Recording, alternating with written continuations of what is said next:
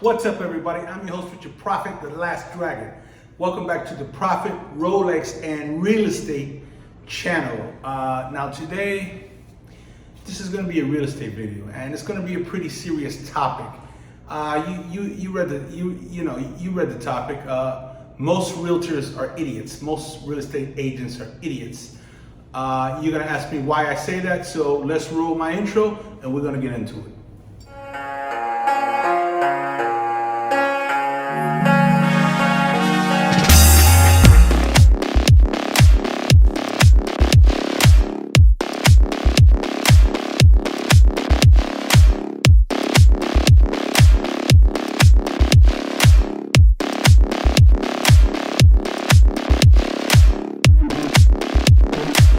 Cheers, family. All right, we're back. Love the intro. Love the intro. Always gets me in a good mood.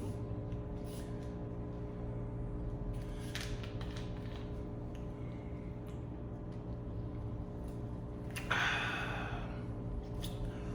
little sparkling water because we're still in the field. So,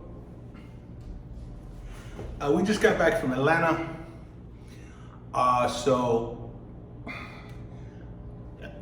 And we're going to Puerto Rico next week, so I thought it was a good time to just drop in the guys and see how this renovation is going. We just got this condo, so we're renovating it and getting it ready to rent out. So I wanted to sit back and make a video with you and let you know about my current experience with a realtor. I've been dealing with realtors for years. And I've always been aggravated by realtors.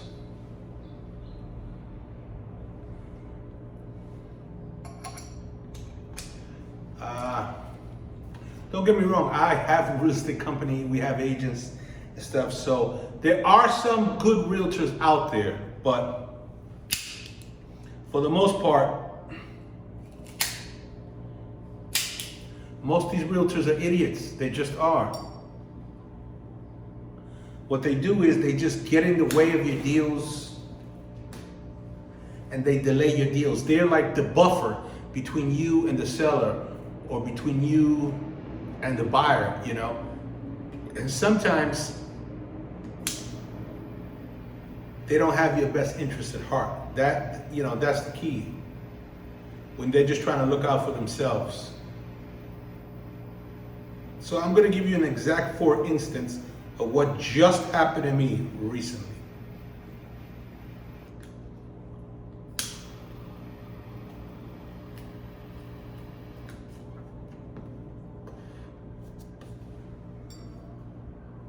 All right, so I'm on the MLS. I find a beautiful, beautiful multifamily, nice building in Hollywood.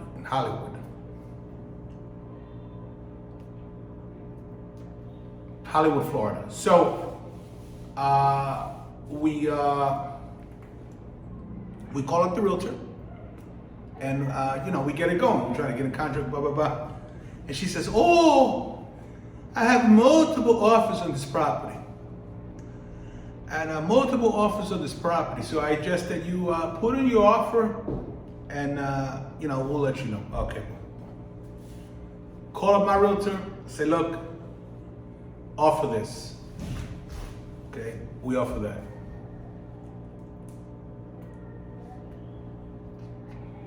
It's a sip below asking price, but we'll see if there's any room for negotiation.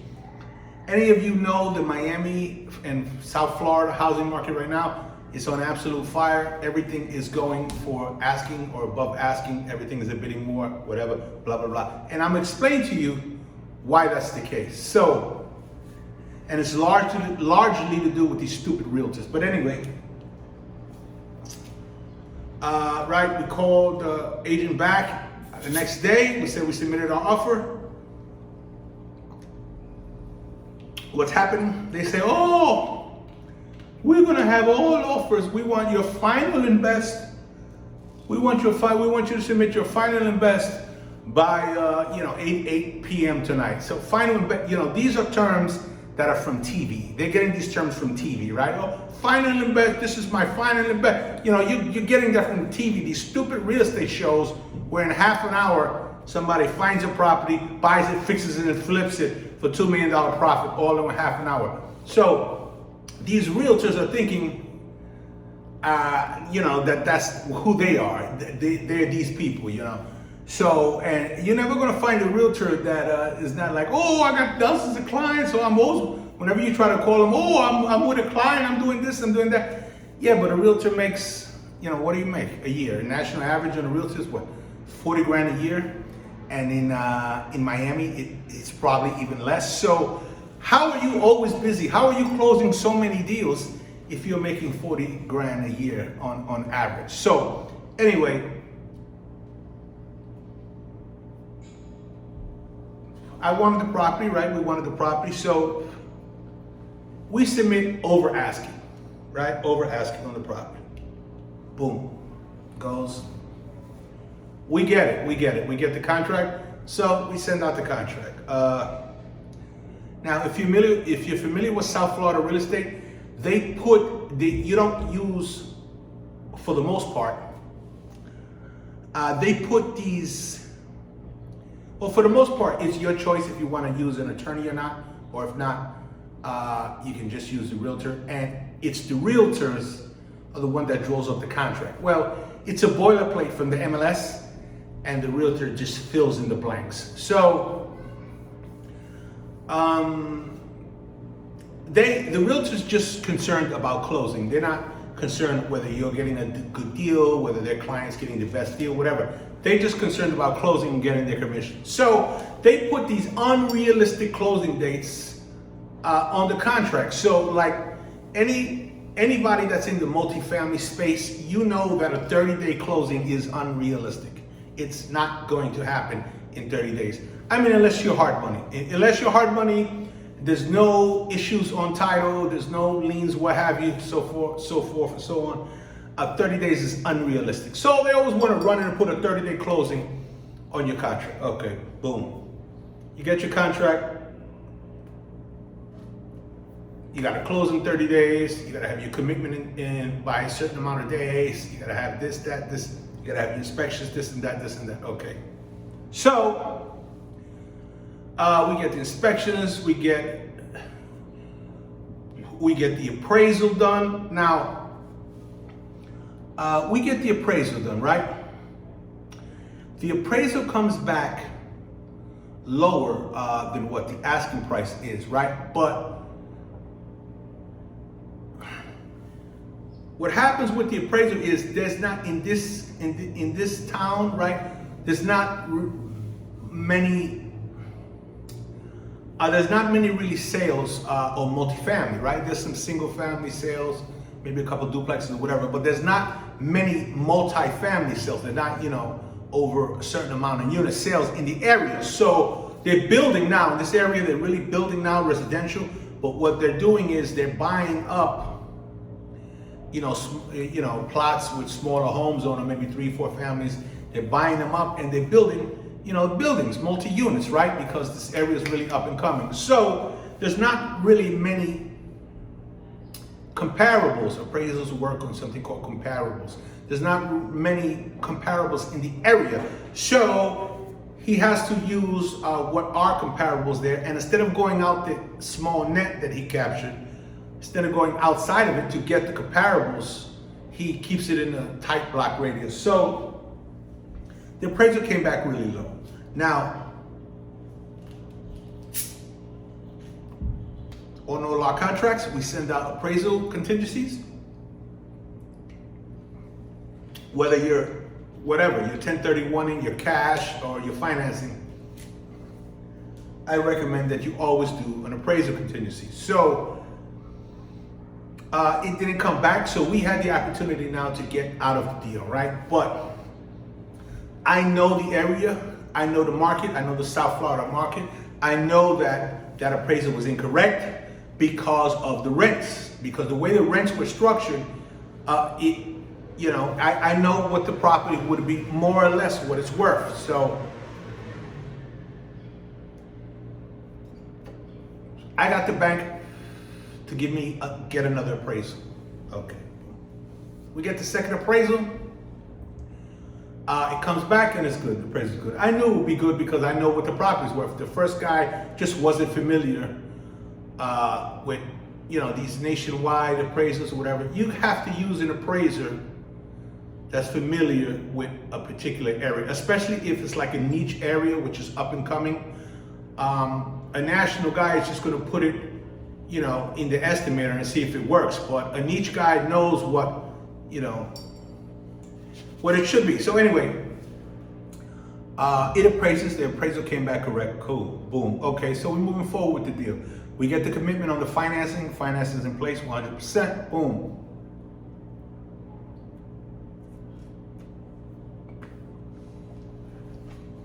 I mean, not 100%, but we got 100%, we're ready to go. Commercial financing is usually 30%.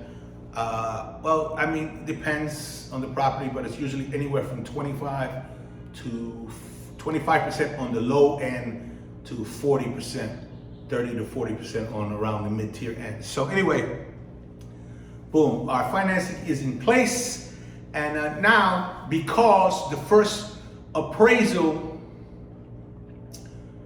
set us back 2 weeks, because in Florida now they're telling you, oh, we got a 48-hour turnaround on the appraisal.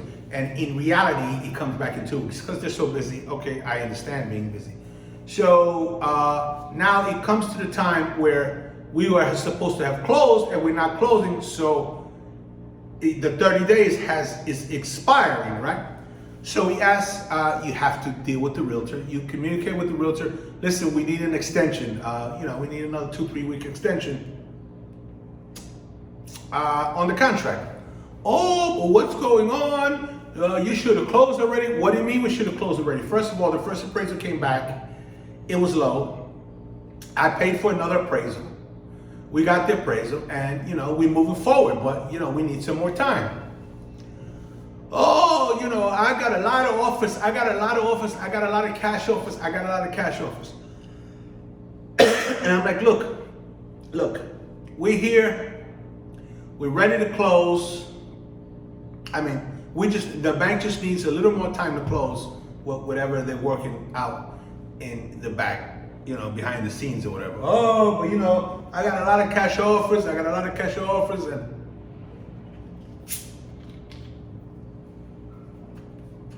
And you know,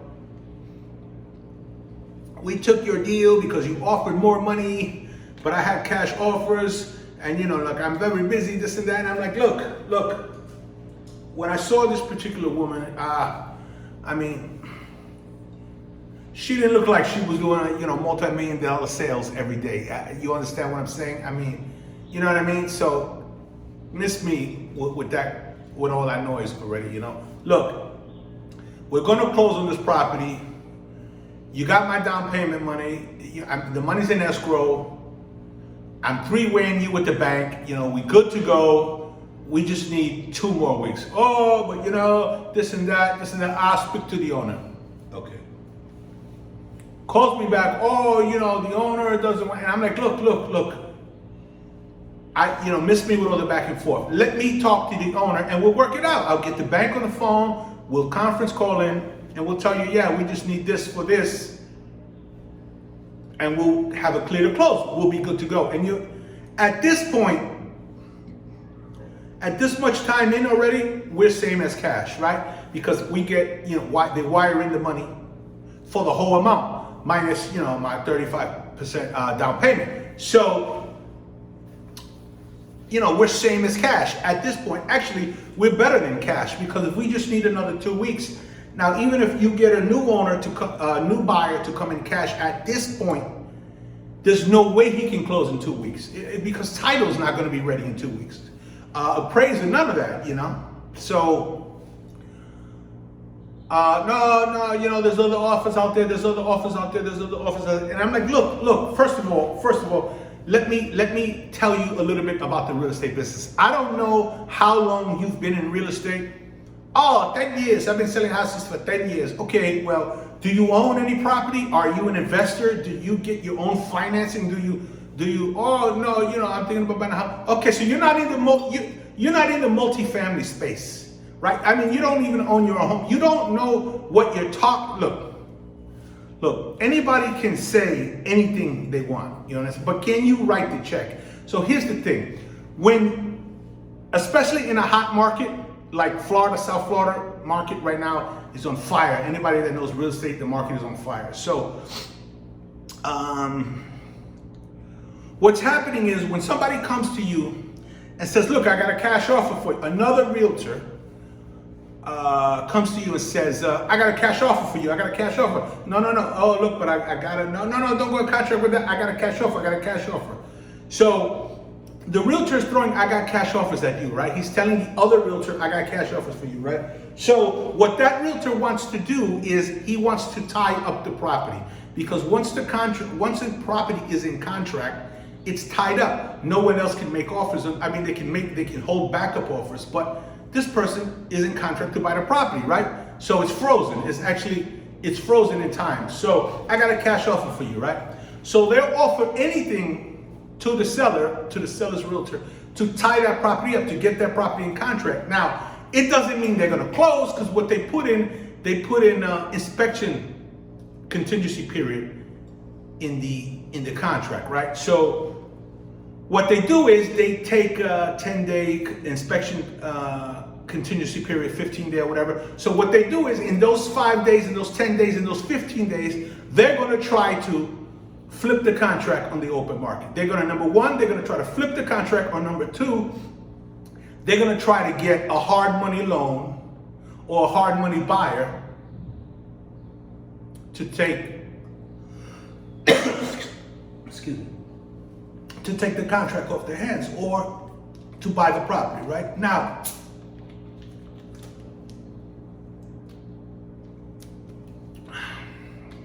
within those 10 days, they can shop around, try to get a buyer, try to get hard money, try to flip the contract, whatever they can try to do. If it doesn't work out, hey, it doesn't work out. They can't close and they just let the property go. But within those 10 days, so he loses nothing, right? He loses nothing. Put $1,000 down, $2,000, whatever. Whatever's the minimum they're allowed just to sign the contract, to put that down as earnest. They call it earnest money, right?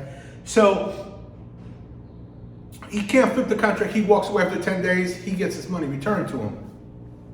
But what that does, what that 10 days does, you take that property off of the MLS, or you put it in contract, whatever. Now you get that buyer, that serious buyer like myself. You get that serious buyer to say, okay, now this is in contract. This is going to close. Let me begin to look elsewhere, right? So what the stupid realtor does to her client is she shoots her own client in the foot, because by going with this stupid offer where, there's no proof of funds, there's no history of multifamily space, there's no nothing, it's just a bigger number, a cash number, okay, right, there's a bone with no meat on it, right?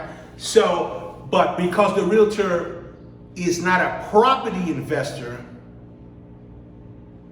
they don't understand that. All they see is a bigger number or a cash number. Oh, I'm going to get my commission faster. I'm going to get my commission. No, you stupid idiot. In reality, you're not going to get nothing. They're trying to tie up that property so they can go fishing. You understand? They don't lose anything. You lose. You and your seller loses, because now you flop that contract, and then the potential buyer like myself, a real buyer that actually wants to buy the property, not just throw it out there and see if I get any bites.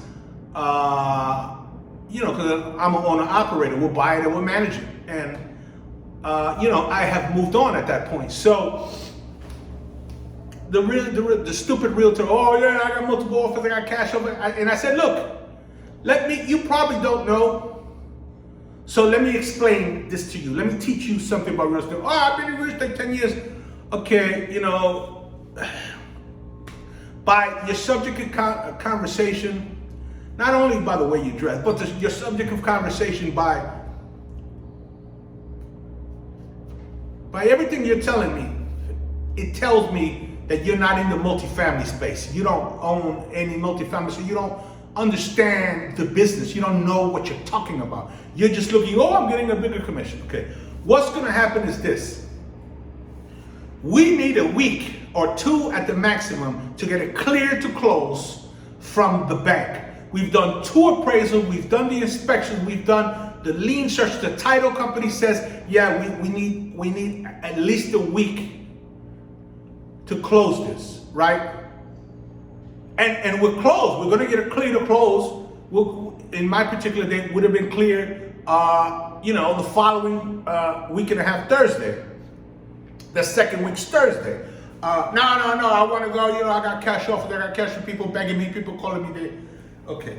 So I tell her, look, what's going to happen is if we walk away, my bank closes out this deal, and you walk away and you try to do something else that doesn't work out, you come back to me, we're going to have to start from scratch. You understand? The title company closes out the deal, the bank closes out the deal. They can't just reopen it without an extension of the contract. Once that dies, they can't just reopen it. They have to start again, just do a lien search, do this search, do that search.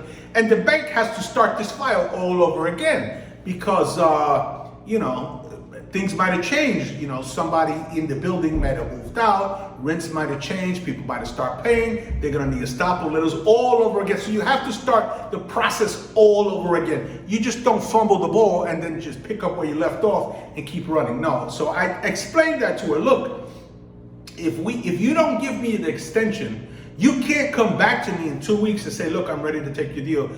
This other guy was full of baloney.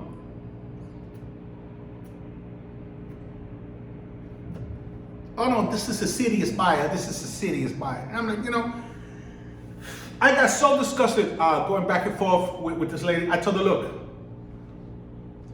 I'm gonna give you 10 grand more to give me a week extension. 10 grand more? Yeah, I'm gonna give you $10,000 more to give me a week extension. And I'll give it to you. Let me just say, I said, okay, I'll give you 10 grand more. And she goes, oh, but, and I'm like, look, whatever, I'm just gonna say it here. So she says, can you bring it in cash? And I said, you know what, yes, I'll give you 10 grand in cash. Now, whether you give it to your seller, keep it for yourself, I don't know, whatever you're asking, whatever the reason is you're asking for cash, I'm gonna give you 10 grand more cash, that's fine. Okay, I'm gonna talk to my seller. Talk to my seller and I'll call you back. Okay.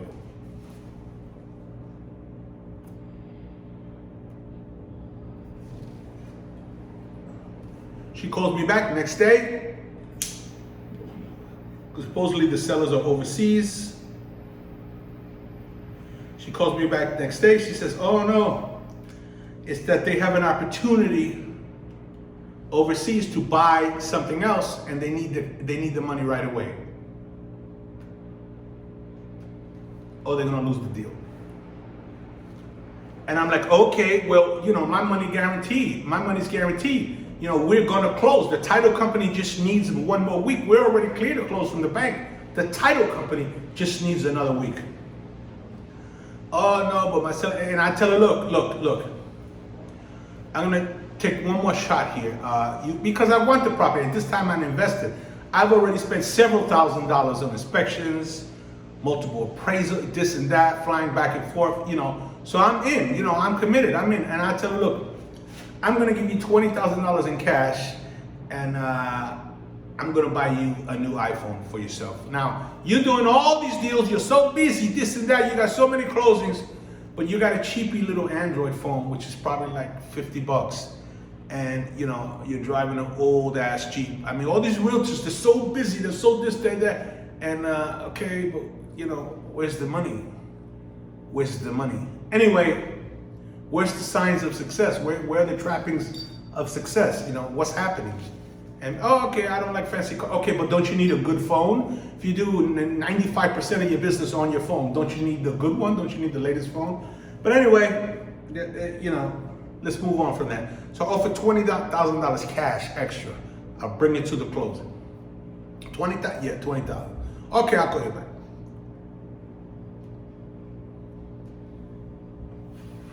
Boom. They come back, oh no, we're going with a cash offer, we're going to cash offer. I said, look, you stupid fool. If you walk away from this deal, you understand? You're going to go with somebody that's going to tie up your property. 30 days later, you're going to be calling my phone and and it's over. It's going to be over. I'm going to have moved on. The bank's closed this out. And we can't buy this again unless we start all over again. And if I have to start all over again, I'm not going to be interested. Oh, no. Okay, boom. So, to make a long story even longer, I guess, we didn't close. We didn't close on the property. I feel real sad about it. I feel real bad about it. I had to go back and forth with this stupid fool realtor. It was just like the middle person within the deal. I know if I would have spoke to the seller, I would have been able to work something out. But with this fool, with her 2 cents given to the seller, oh no, we got a cash offer. The seller was probably like, what do you think? What do you think? Should we give him another week? And she was probably like, oh no, we got a cash offer. We got a cash offer. Just thinking in her mind, oh, I'm going to get more commission. I'm going to get more commission. So she killed that deal, right? Now, oh, I got to do what's best for my seller, right? But what's best for your seller is a bird in the bush beats two in a hand. You understand? What's best for your seller is this money for sure. Okay, boom. Fast forward. I'm on the MLS. I'm looking around. This was about, what is it now? About 2 weeks maybe?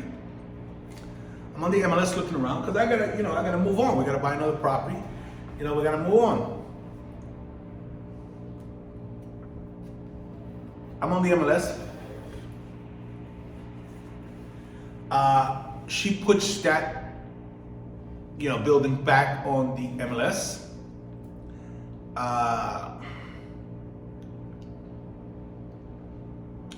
Well, it's the commercial side. Those that are in the multifamily space know what it is, right? So it's not really the MLS, but it's the commercial side. But I call them all the MLS. So anyway, she puts it up and it says in contract. And I'm like, okay, fine. We'll see what happens. We'll see what happens because I know that there's no comps in the area, right? To get the comp, they're gonna have to come to me for my appraisal because it didn't close, so there's still no comps in the area. They're gonna have to come to me for my appraisal, and right there is where they're gonna get the appraisal from me, right? So.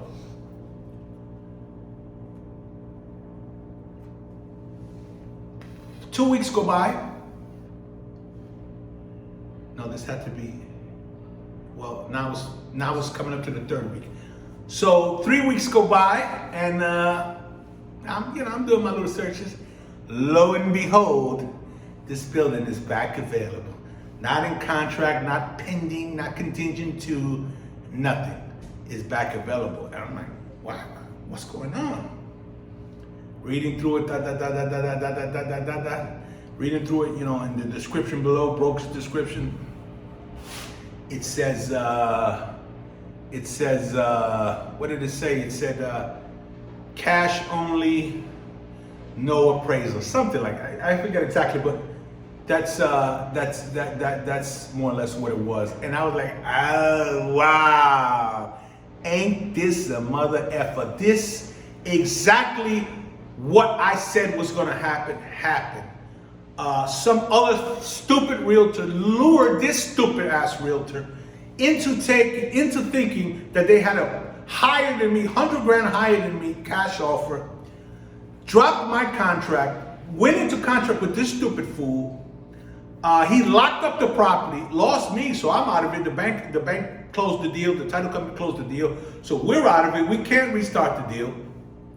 Went into contract with this fool. He took his 10 days, 15 days, probably 15 days, whatever, fished it around, threw it out to his contacts or whatever, threw it out there, probably put it on his stupid website. Nothing happened because he's just fishing. Couldn't close, walked away, got his money back and walked away, right? Now, what happens? What does this stupid realtor does? The stupid realtor, the seller's realtor, right? She couldn't close. She made the wrong decision for her seller. So that seller, for using the stupid ass realtor, walked away with nothing. He still has the building. He still has to deal with it. He doesn't have the money that he was counting on. And he's stuck with the building. And the stupid realtor got no commission anyway. You got no commission anyway, you stupid fool. So if this seller would have just put a sign in front of the building, put it up for sale, and you know, I would have saw it. I would have made the offer.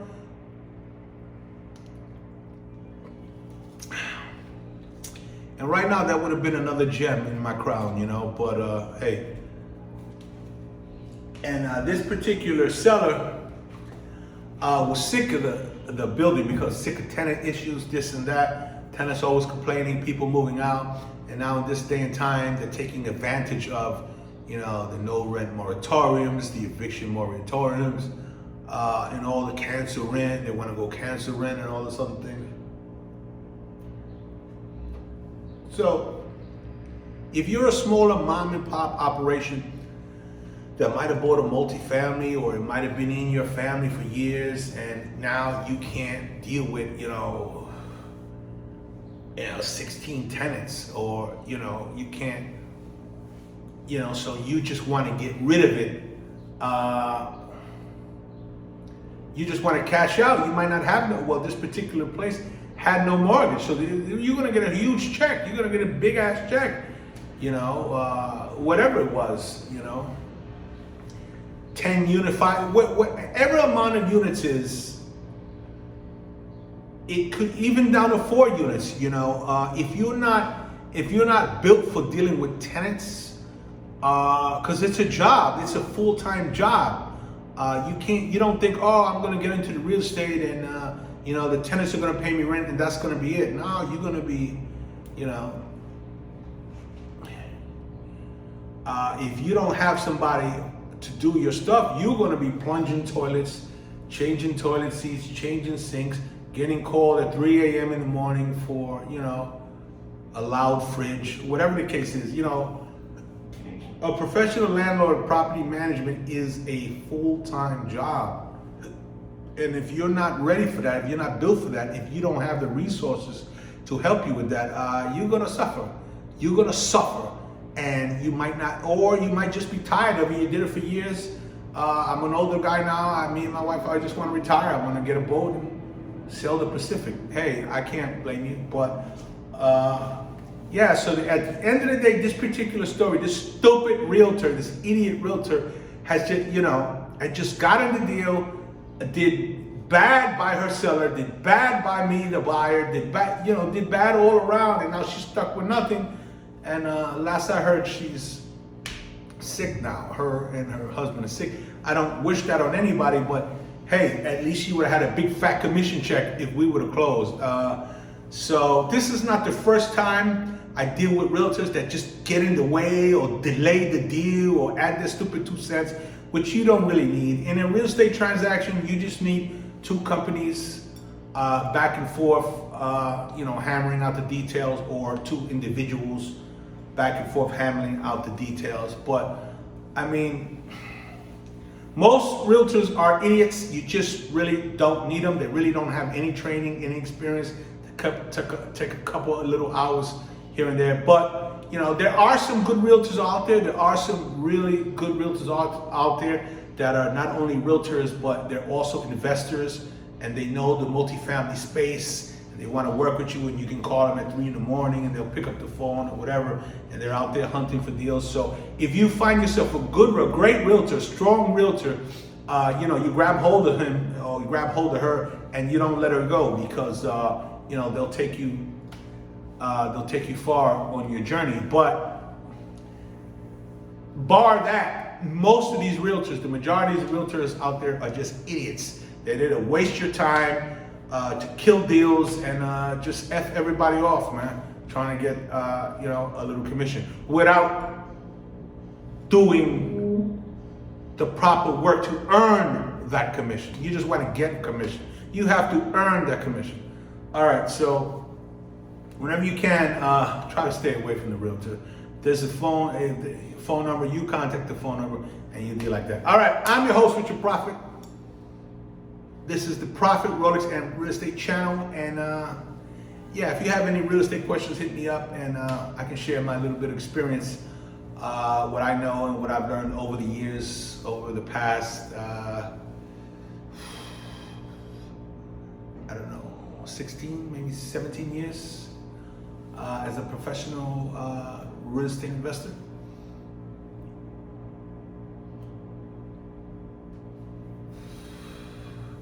I would love to help you out. And if you're into watches, if you're into Rolex watches, check us out on Sunday nights where we're talking Rolex with the Dragon. All right. Peace out, everybody.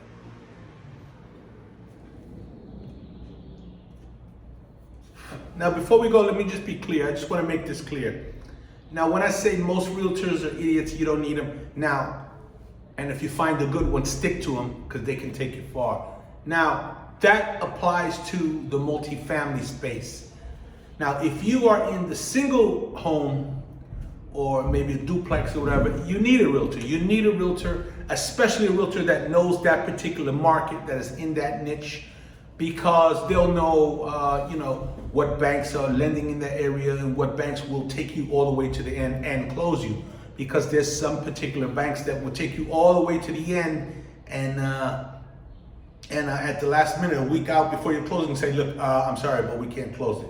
So if you're in the single family home space or two family home, duplex space or condo, whatever, you need a realtor. It's better to work with a realtor and just so they can navigate for you the pitfalls or whatever, and they'll know the banks in the areas. They might be familiar with the appraisals, especially if they're doing a lot of business. But if you do use a realtor, you want to use a realtor that you are familiar with, or a realtor that's heavy in the area, that does closings in the area, that's been around. It's been around. You interview that realtor works for you. You say, look, can you tell me what you've closed in the area?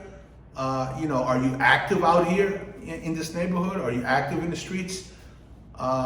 Then you make the decision whether you want to use that realtor or not. Or, you can shop it around. If you don't have a realtor, you can shop it around. Everybody's, cousin is a realtor. Everybody's aunt is a realtor. So there's no shortage of realtors out there. And again, but if you're using a realtor that really works for you, has got you closed or rented your places, or is really a blessing, she's really a blessing, or he's really a blessing, use them if you're in the, in the single family space. But again, the multifamily, be careful. I'm your host, Richard Prafit, the Last Dragon, and we're talking real estate tonight. All right, join us on Sunday nights. All right, now, goodbye for sure. Well, see you later. See you later. See you later, and I'll see you on Sunday night.